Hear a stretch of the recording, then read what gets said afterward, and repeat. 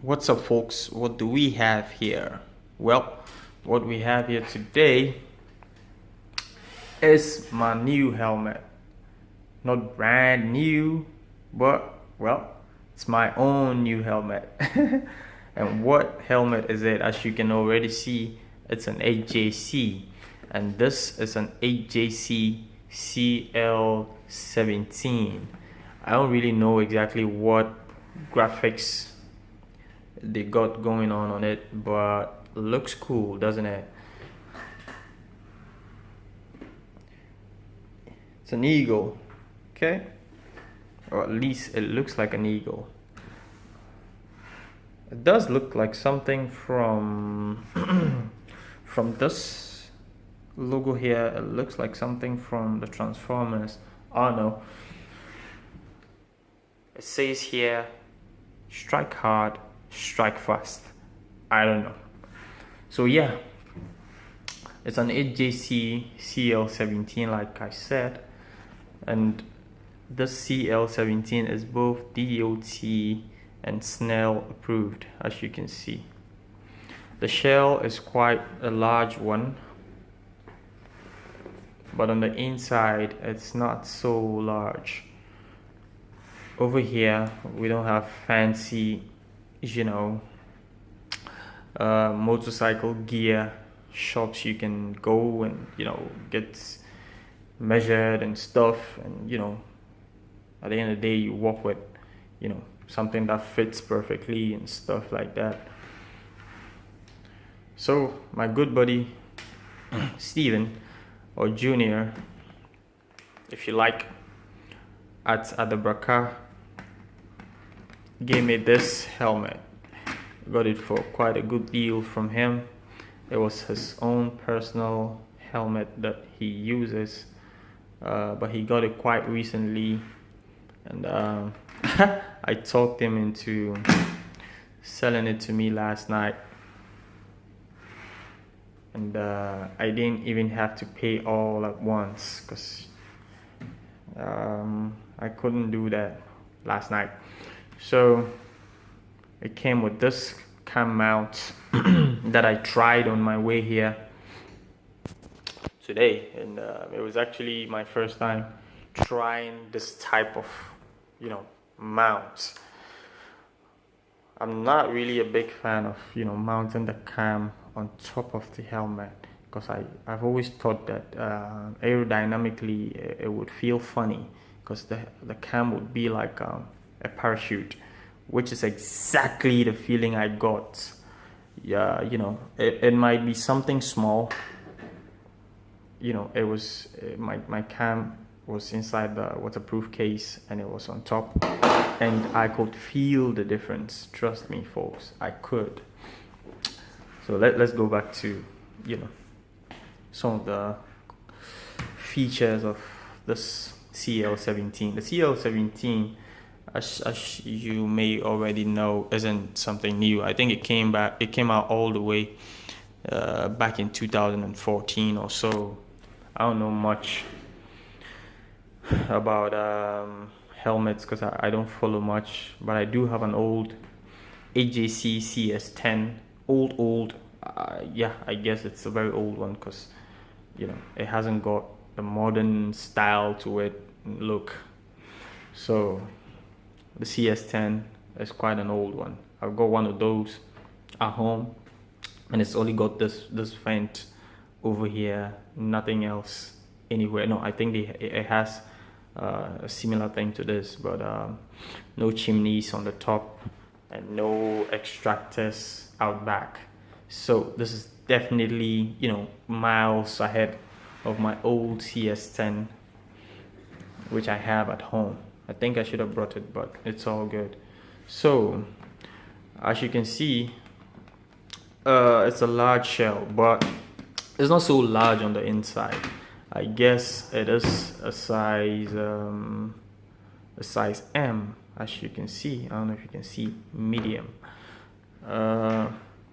My old CS10 at home is a small size, but compared to how that one feels and how this one feels with it on top of my head. It's quite funny. Immediately last night when I put it on, there were a few things that I really didn't like about this. On the inside, on this side and that side, almost on the equal parts of these two sides, you know, there's a lot of tension on my head at those. You can see me in my reflection in the visor. So on those sides of my head, you know, there's just too much tension. There's just too much pressure, you know, pushing in on my head on those sides, and that is a con for me. Another con for me is this strap. On my old CS-10, I think that it's got a more, you know, easy and I would say advanced sort of locking mechanism. You know, it's just a simple locking mechanism, but for a much cooler looking helmet and a much more modern looking helmet, I would expect, you know, that type of locking mechanism. You know, this is a matter of preference, but I think that, you know, that locking mechanism on my old CS-10 is one of those that has a pin and some sort of buckle, should I say, over there, that you just push into the other one and it just locks, you know, easy and simple.